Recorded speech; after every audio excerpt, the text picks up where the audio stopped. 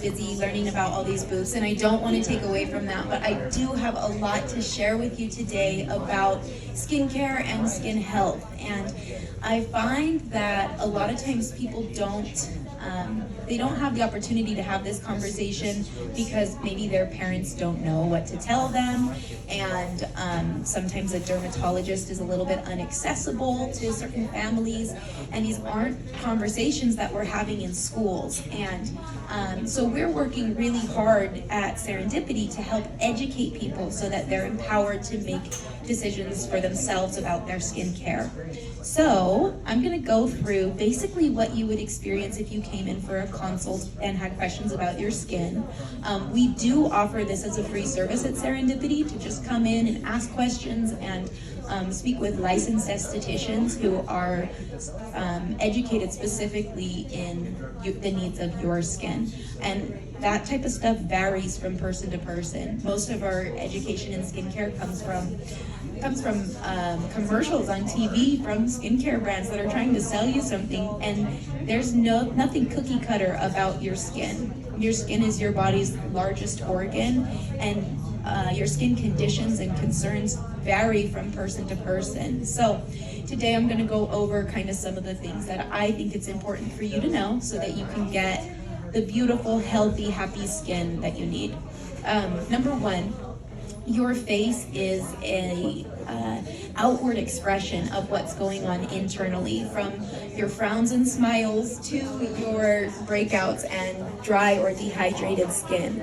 So it's helpful to know a little bit about your skin and maybe what skin type you have. That's a conversation that most people have never had with a professional, is what is my skin type?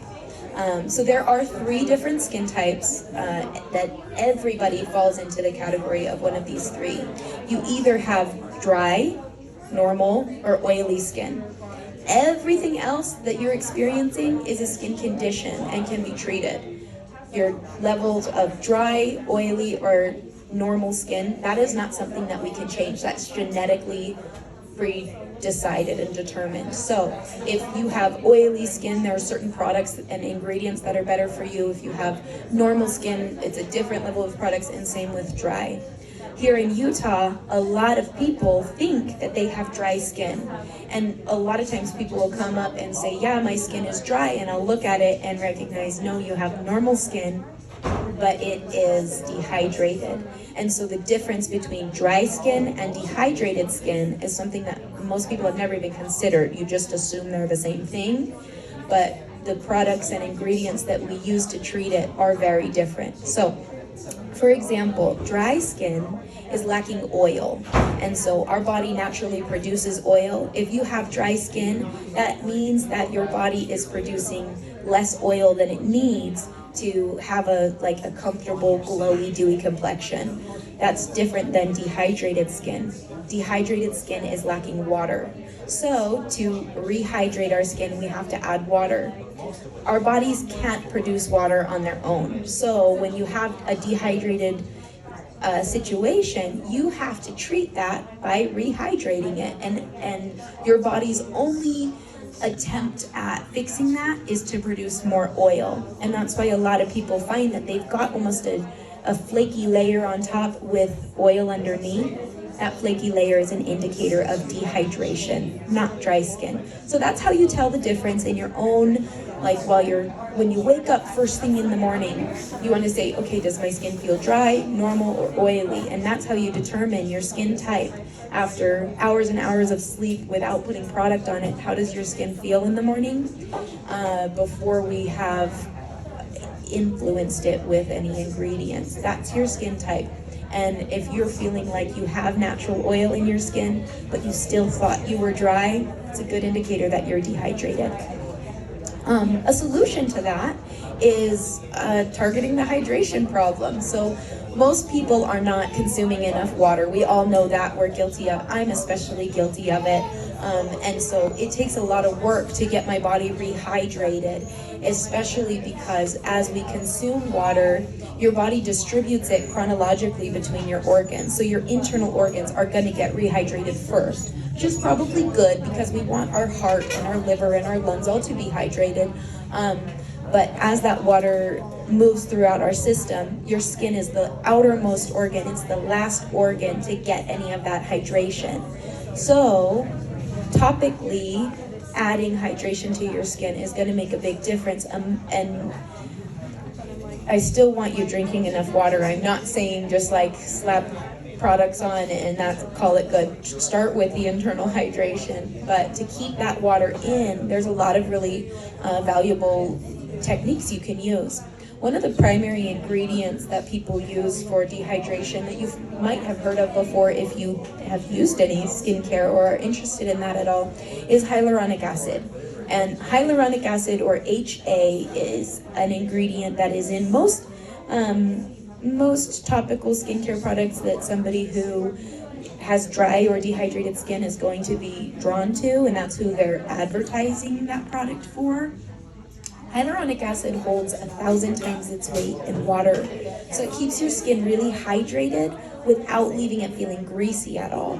And that's really nice because when somebody has that dehydration problem, we already talked about, they've usually got enough oil, so we don't want to add anything on top of that that's going to contribute to those excess oil levels. So hyaluronic acid is a really great ingredient that you can apply topically that makes a world of difference and usually comes in a really affordable and easy maintainable solution that you can apply topically.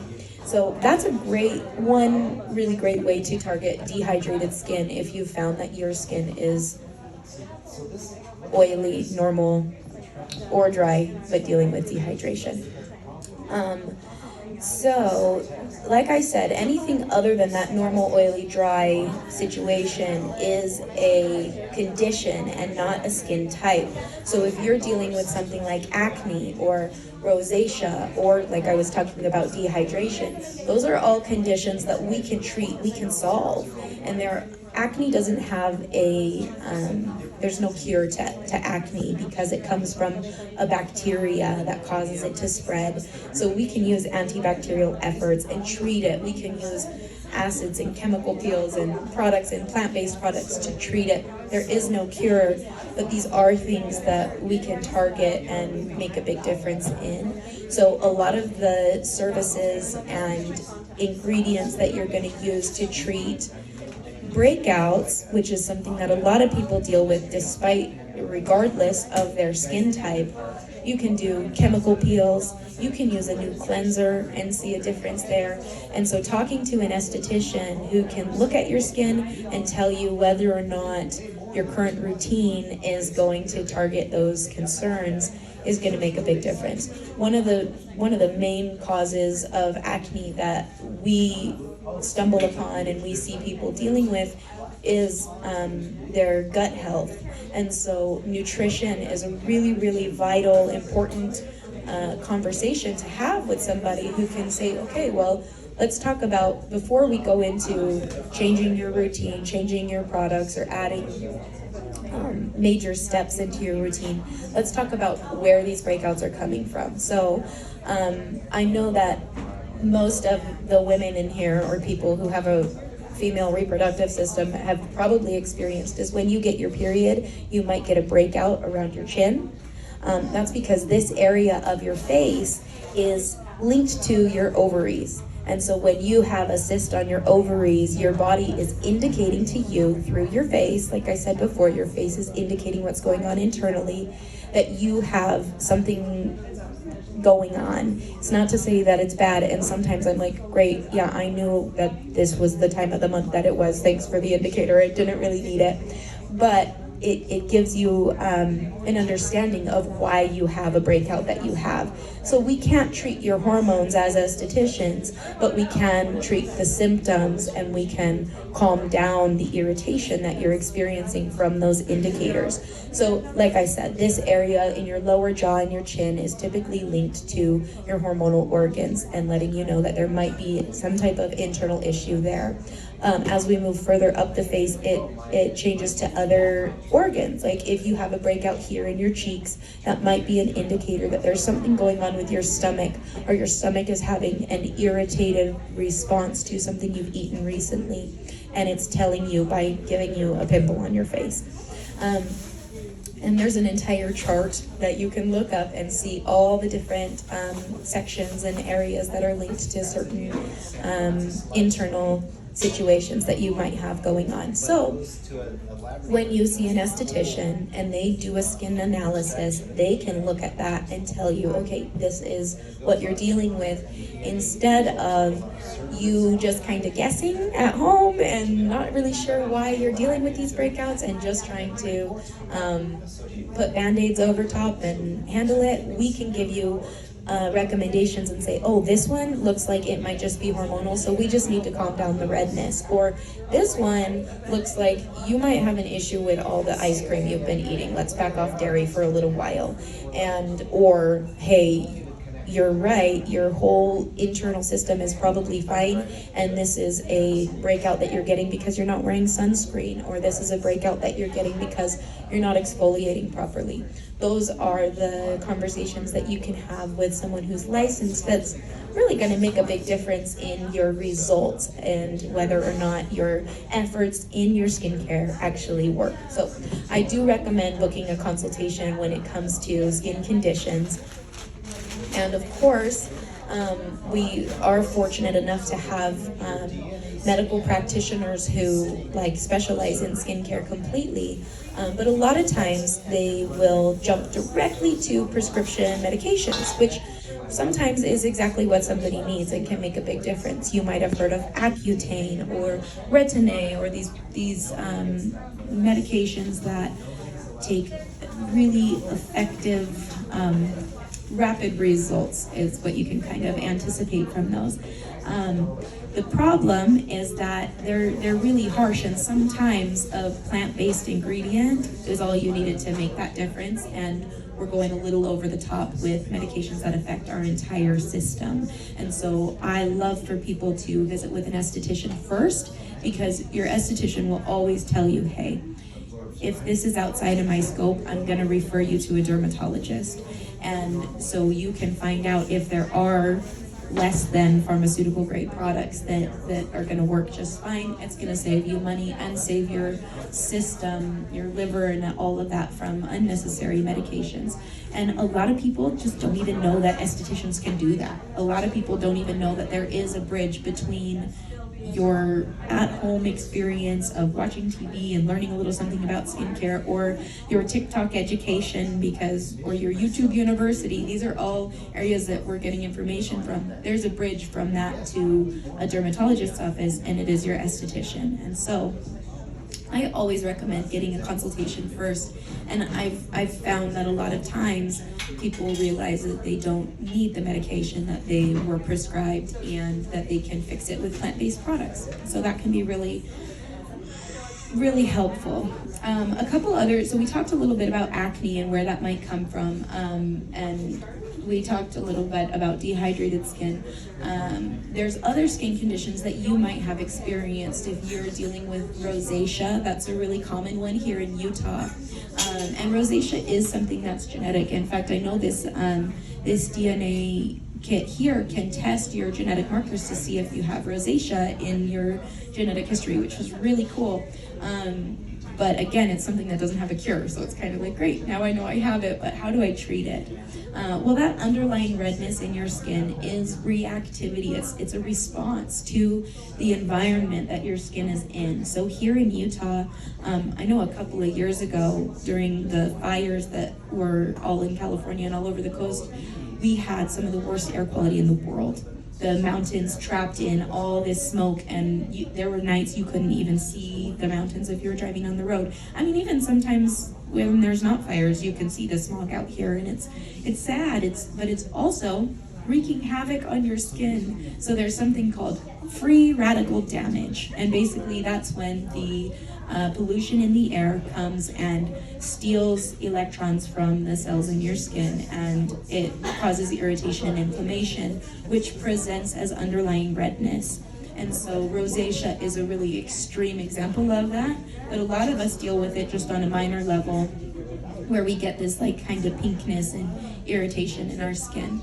So something that we want to incorporate into, one, our diet, and two, our topical routine if we're dealing with underlying redness in the skin is antioxidants. So antioxidants are going to lend your skin extra of those electrons, and that's going to make it so that you, when the free radicals come in and try to steal what's keeping your cell structure happy, that there's enough of it that they can just give it away and say, move on, I'm not going to react to this. So antioxidants are really important. So eating things like berries and taking antioxidant supplements, if that's your preference, is going to be really helpful. Topically, the topical alternative to that, because again, those nutrients are distributed chronologically through your body, so your skin's getting it last. Your body's largest organ is the last one in line to receive those nutrients. So a topical application can be really helpful. So when you're looking at products, if you're trying to treat that underlying redness, you want something antioxidant rich. And vitamin C is a really, really great option to give you a little bit of that helpful barrier between the pollution in the air and your skin and it being happy and healthy. So when my clients are adding vitamin C to their skincare routine, we see major improvements in things like rosacea and just that simple pinkness to the skin that might be a little irritated. Personally, we do offer skincare treatments at Serendipity Studios, and we've got great pricing and make it really affordable and manageable, but I always recommend that you are taking care of your home care routine first. And the reason is, I tell people this all the time, you wouldn't go to the dentist once every 6 months and get a really deep clean and then go home and never brush your teeth, right? So instead of coming in and getting a spa treatment once a month and then going home and just using worthless products or nothing on your skin at home, I would rather you take that investment and put it into your home care routine first, so that you're getting the daily nutrients that you need, the daily skincare steps that you need, and then and you can do that through a consultation with an esthetician. And then once you've got that home care routine down, if you still have issues that didn't solve, then you can come in for a spa treatment, and or all your issues are solved, and then your spa treatment gets to be relaxing instead of so results oriented. So I always tell people, let's get that cleansing, toning, moisturizing routine down first, and then we can talk like fun, fluffy skincare experiences. So there are a few different types of cleansers that might work for you. And again, there's certain ones that are going to be better for that specific skin type, dry, dehydrated, or dry, oily, or normal skin. And so we can help you find out the right cleanser, but everybody should be using a cleanser in their routine. If you're someone who wears makeup, I definitely recommend doing a double cleanse, especially in the evening at the end of your day. So the first cleanse is to remove debris and get rid of any excess oil or anything you might have absorbed while you were walking about your day. And then a second cleanse to get really deep into those pores and clean them out. So a double cleanse is ideal. And then most people have heard of a toner, but they don't know why they're using it. So a toner is designed to balance the pH levels of your skin. So I'm going to bring you back to 7th grade biology when they talked about the pH scale. And we've got basic and acidic. Everything in life you can measure the pH to, everything organic, I guess, you can measure the pH to, and it will tell you whether it has alkaline or acidic properties. Our skin is supposed to be acidic. The outermost layer of your skin, that oily layer on top, is called your acid mantle, and it's the layer that protects you from the environment. And our skin is supposed to have a natural pH of 4.5 to 5.5. When we put water on our skin, water is neutral. It's got a pH of 7. So it pulls that acidity to be more alkaline than it should. So instead of having our skin be at that 4.5 to 5.5, it makes it closer to neutral. And as our skin is more acidic, it has more oil. As it's more alkaline, it's drying out that oil. One easy way to kind of remember that is like when you squeeze a lemon or an orange, there's a little bit of an oily layer that comes out, and that's acidic. So we want our skin to be more acidic, and that's what your toner is for. After you cleanse your face, you put water on your face, and so we really need to balance that pH back out and add those bring it back to that acidity level that we want. So that's what your toning step is for. So when you cleanse and then tone, that's going to balance out your body's natural oil production. So if you are one of those people who wakes up and feels oily right to start off the day, then keeping that in mind when you're cleansing and then moving on to that toning step and using that properly, that's going to make sure that those oil production, that's really the only way you can impact your oil production without changing your hormones. So it makes a big difference to tone, and that's, a lot of people tone but they don't know why they're doing it. So there you go, you tone to balance your pH. Then we would want to moisturize and protect the skin. So your moisturizer, again, that's going to be dependent on your skin type. If you've got dry skin naturally, you're going to want to use something extra moisturizing. If you've got oily skin, you're going to want to use something a little lighter. So that's an easy step that we can help you determine what type of product you need. And the last and probably most important step is your sun protection. So wearing an SPF every day. If I can only convince people to do one thing and they refuse to wash their face, they refuse to tone, they refuse to moisturize, I just beg them to protect their skin from the sun. For anti-aging purposes, but also for the health benefit. You know, our skin is exposed to the sun on a daily basis. Even in a room with all the lights off, you can still see each other. That means there's sun exposure getting in. And so you really want to protect against those rays. And there's UVA rays and UVB rays. So you want a broad spectrum sunscreen that's going to prevent it against both.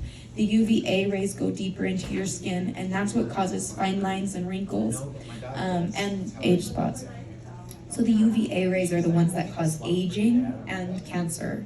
The UVB rays are the rays that cause burning and trauma to the skin in that regard. And so using a broad spectrum sunscreen is going to help keep your skin youthful and happy, as well as prevent it from burning and just hurting you. So sun protection is the most important step of your skincare routine.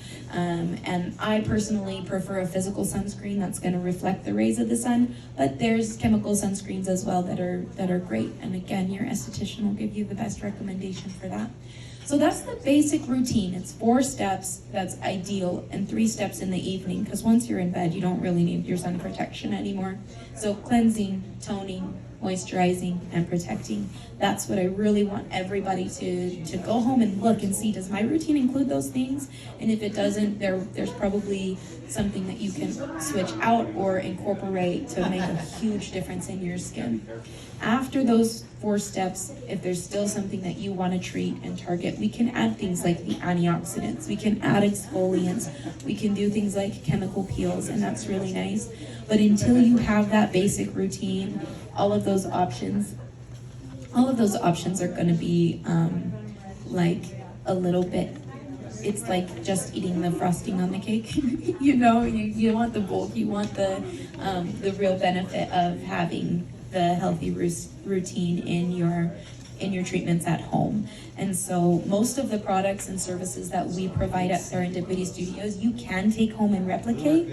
So we have an introduction to skincare service that really only costs about $25, where we teach you that whole routine. And then if you decide you like it, you can take those products home and use them in your daily routine and get the same results. But again, having a licensed esthetician to help you recognize which products and ingredients are best for you is going to be really valuable.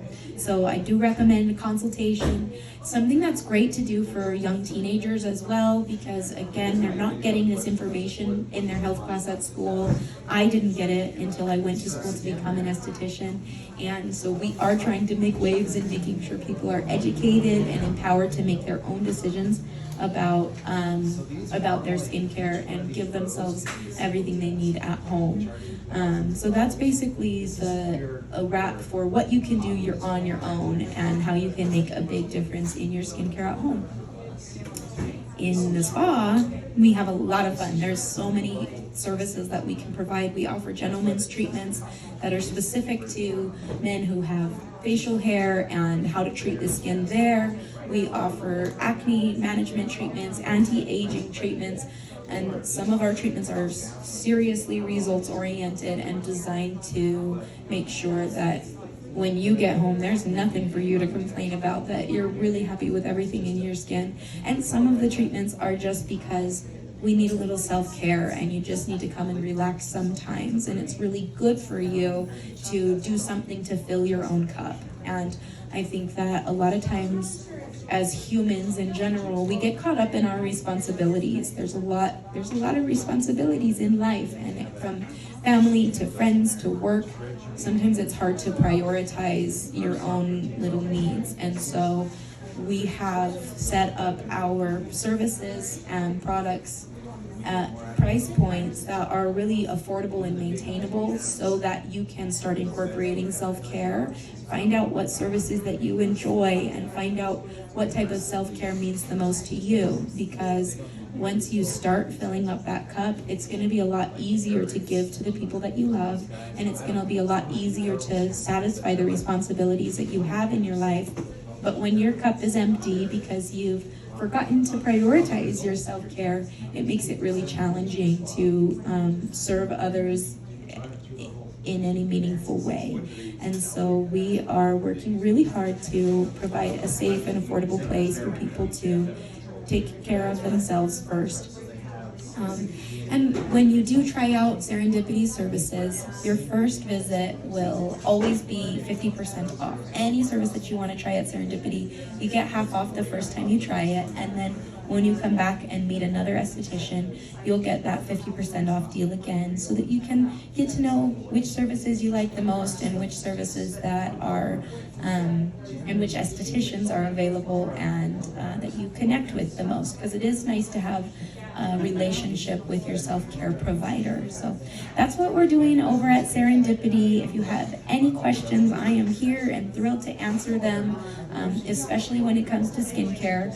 I'm a little bit of a skincare junkie. I love the science and skin chemistry. So whenever you have questions, that part of my job is totally free. I'm happy to book a consultation if you want a more in-depth treatment, but also just whenever you have any questions, we're here. Serendipity is just next door to American Wellness, and we're very, very grateful for this opportunity and grateful for this health fair and the ability to meet with people in the community and appreciate all the support from everybody here. So, yes. Oh yes, a question. What does the forehead mean with that fear? Well, it depends. Most of the time, breakouts on your forehead are an indicator of one of two things. One is either, a lot of times they're solar comedones, so they're created by the sun drying everything out up here, because that's kind of where it's hitting first, drying everything out. So if you're getting a lot of blackheads and things like that, then that's typically a sun exposure problem. And so we can target that by keeping the skin hydrated, by using something like hyaluronic acid and then occluding it with a sun protection, and you'll see a lot of improvement in those breakouts.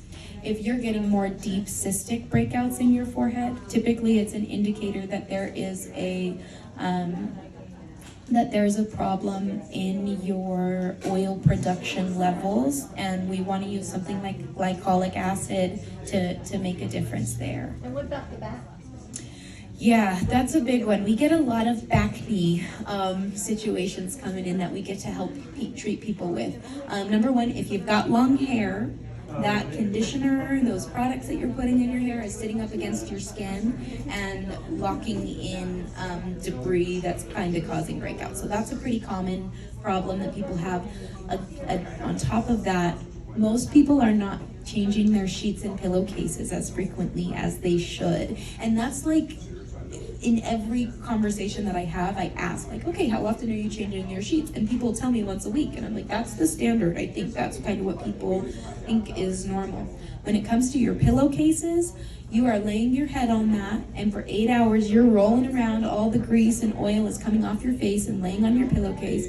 And then whether you shower in the morning or in the evening, when you go to bed, you lay back down and reintroduce all of that bacteria and all of that debris to your skin. And so a really easy and affordable way to make a big impact on that back acne is to increase that turnover and change your sheets and pillowcases more frequently.